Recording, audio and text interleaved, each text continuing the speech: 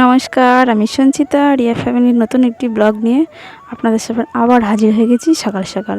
তো আপনারা সবাই কেমন আছেন? আশা করছি ভালো আছেন। আমিও ভালো আছি। সকাল সকাল বললে কি হবে, একটু কিন্তু বেলা হয়ে গেছে, সময় এখন ঘড়িতে 9টা বাজে। সকালে ঘুম থেকে উঠে কাজকর্ম সেরে রান্নাবান্নাও বসিয়ে দিয়েছি, আর রান্নাবান্নাটা আমার হয়েও গেছে। গুছিয়ে গাছিয়ে রেখে মেয়ের কাছে এসেছি। মেয়ে তো ঘুম থেকে উঠে এখানে বসে আছে বই নিয়ে, কিন্তু পড়ছে না। আমি না আসলে আর ও পড়তে বসবে না, একা একা কিছুই করতে চায় না মা না আসলে আর কি। আর ঘুম থেকে উঠে তো অনেক বেলায় হয়ে গেছে, কিন্তু এখনও খায়নি। তো আমি জোর করে বলেছি দুটো মুড়ি মিষ্টি খেতে, তো খেয়েছে, কিন্তু মিষ্টিটা ওই যে বাঁধিয়ে রেখেছে। তো আমি আমার জন্য মুড়ি বাটিতে নিয়ে নিয়েছি, আর তার সঙ্গে একটু মিষ্টিও নিয়ে নিয়েছি খাবার জন্য আর কি। কারণ বেলা তো অনেক হয়ে গেছে, আমারও কিছু খাওয়া হয়নি, একটু জল ছাড়া সকালে আর কি। তো আর চা খেতে ইচ্ছে করলো না, তো ভাবলাম আমিও দুটো মুড়ি মিষ্টি সকালে খেয়ে নিই। আর যেদিন আমার সকালে একটু তাড়াহুড়ো করে রান্না বসাতে হয়, সেদিন আমার সকালে বিশেষ কিছু খাওয়া হয়ে থাকে না। ওই হয়তো একটু চা বিস্কুট, না হলে একটু জল বিস্কুট আর কি। তো আজকে রান্নাবান্না সেরে নিয়ে ওই জন্যে মুড়িটা মিষ্টিটা নিয়ে আর কি বসে পড়েছি খেতে।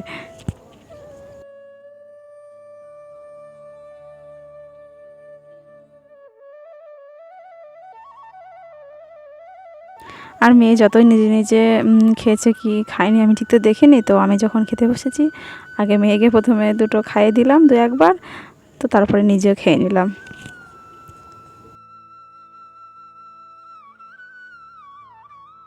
তারপরে খাওয়া দাওয়া সেরে মেয়েকে একটু পড়িয়ে নিয়েছি 1 ঘন্টা মতো আর কি। তো তারপরে এই যে কিছু বাজার আনা ছিল, যেগুলো আমার ঠিকঠাক জায়গায় গুছিয়ে রাখা ছিল না, ঘরের সামনেই রাখা ছিল। তো এখানে তো রেখে দিলে হবে না, ঘর দরগুলো গুছিয়ে রাখতে হবে। তো আমি এগুলো ঠিকঠাক জায়গায় গুছিয়ে রেখে দিয়ে তারপরে অন্য কাজে হাত দেবো। আর এখানে ছিল এই যে চানাচুরের প্যাকেট, একটা সাদা তেলের প্যাকেট, তাছাড়া যে পাঁপড়, পাঁপড়গুলো মেয়ে খেতে ভীষণ ভালোবাসে। ছোটো ছোটো পাঁপড়, এগুলোকে ঝিনুক পাঁপড় বলা হয় সাধারণত। তো এই পাঁপড়গুলো মেয়ে যখন খেতে ইচ্ছে করে ও ভাজা, তখন আমি একটা ভাজা করে দিই। তারপরের কাজ হচ্ছে আমার এই মিষ্টির প্যাকেটগুলো গুছিয়ে রাখা। শুকনো মিষ্টিগুলো আমি একটা টিফিন কৌটোতে রেখে দিচ্ছি, আর রসের মিষ্টি দুটো আমি এমনি প্যাকেটে রেখে দিচ্ছি, মেয়েকে হয়তো পরে খাইয়ে দেবো। আর তারপরে ওই জিনিসগুলো গুছিয়ে রাখতে রাখতে দেখছি বাইরেটা ঘন মেঘ ঘুরে এসেছে, আর 2-1 ফোঁটা বৃষ্টি পড়ছিল। তো তারপরে আমি স্নান করে এই যে চলে এসেছি আমার কাজ নিয়ে। বলেছি তো আজকে একটা আমার কাজ আছে বিশেষ। তো আমার কাজটি হলো এই যে আমার ঘরে যে গোপাল সোনার কাছে একটা তুলসী গাছ লাগানো ছিল, তো ওই গাছটি কয়েকদিন ধরে দেখছি শুকিয়ে গেছে। তো গাছটিকে ভাবছি তুলে ফেলে জলে দিয়ে টবটাতে আবার নতুন গাছ লাগাবো। আর এই যে আমার হাতে যে লাল টবটি দেখছেন, এটা আমার মেয়ের প্রথম গানের অনুষ্ঠানে গিফট হিসেবে। তো এই টবটি আর খাবারের প্যাকেট পেয়েছিল। তো যখন ও টবটি পেয়েছিল, তখনই ও প্রথমে বলেছিল যে এমন কিছু জিনিস আমি এটাতে লাগাবো যেটা আমার স্মৃতি হয়ে থাকবে। তো তখনই ও আমাকে বলেছিল মা গাছটাতে তারা তুলসী গাছ লাগাবে। তো আমি সেইভাবে টবটি আজকে বার করে নিয়েছি। আর এদিকে তো আমার তুলসী গাছ নিয়ে আসলাম, মানে আমাদের ওই যে কিছু সবজির বাগান আছে, তো ওইখানে এই তুলসী গাছের চারা প্রচুর বার হয়েছে। তো এখান থেকে এই চারা দুটো তুলে নিয়ে আসলাম। তো একটি আমি বড় টবটাতে লাগিয়েছি, আর একটা আমার মেয়ের ওই যে গিফট পাওয়া টবে, ওটাতে তুলসী গাছ লাগিয়ে দিয়েছে। দেখতে কিন্তু দুটোই খুব সুন্দর লাগছে, মানে গাছগুলো এত টাটকা সতেজ ছিল। হয়তো বাচ্চাদের পারবো কি না বলতে পারছি না, কারণ রোদ উঠে গেছে এখন। তো যাই হোক, হয়তো জলটা একটু বেশি করে দিয়ে রাখবো, সারা রাতে ঠিকঠাক থেকেই যাবে।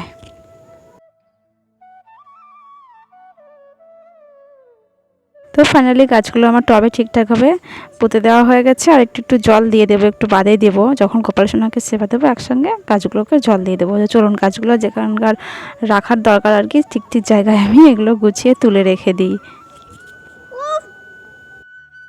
আর এই যে টবগুলো আমি গোপাল সোনার একটা ডান সাইডে একটা বাঁ সাইডে এখানে রেখে দিয়েছি।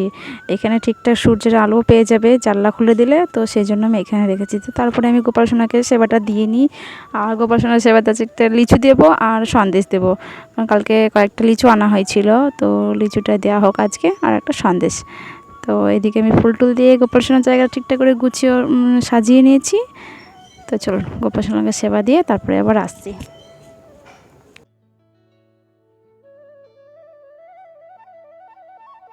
দেখে তো গোপাল সোনাকে সেবা দেওয়া হয়ে গেছে। তারপরে যে পাশে যে আমার শিবলিঙ্গর মূর্তি আছে আর কি, তো শিবলিঙ্গর মূর্তিতে একটু জল দিয়ে নিয়েছি। তার সঙ্গে এই যে আমার তুলসী গাছ দুটো প্রথম লাগানো হলো, তো গাছ দুটোতেও আমি পুরোপুরি জল দিয়ে নিয়েছি আর কি, যাতে গাছগুলো সবসময় টাটকা সতেজ থেকে থাকে।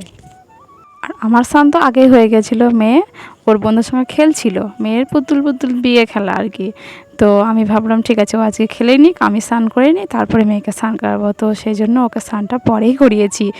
তো ওই জন্য ও একটু লেটে হয়ে গেছে, আমার একটু আগেই স্নান হয়ে গেছে আজকে।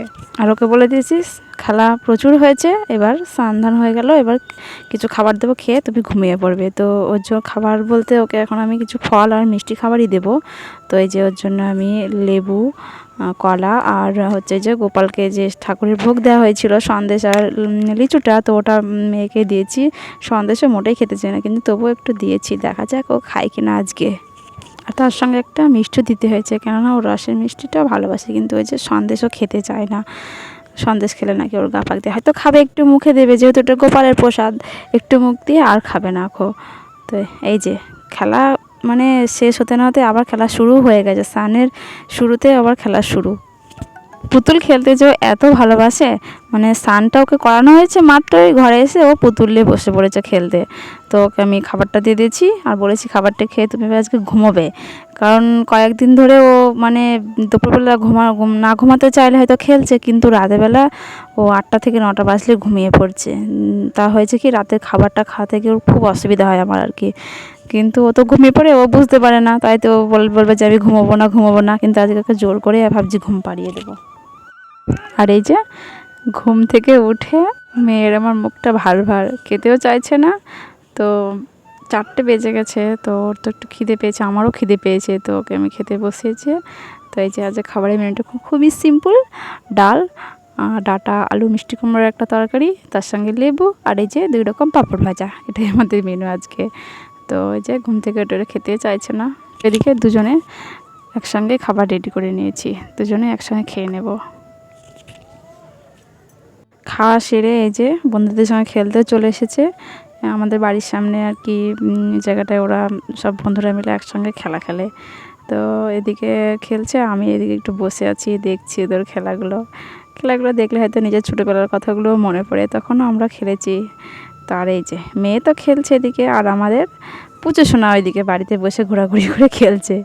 তো যাই হোক বন্ধুরা, ব্লগটি আমি এই পর্যন্ত রাখছি, ভালো লাগলে অবশ্যই লাইক শেয়ার কমেন্ট আর সাবস্ক্রাইব করতে একদম ভুলবেন না। দেখা হচ্ছে পরের কোনো একটা নতুন ভিডিওতে।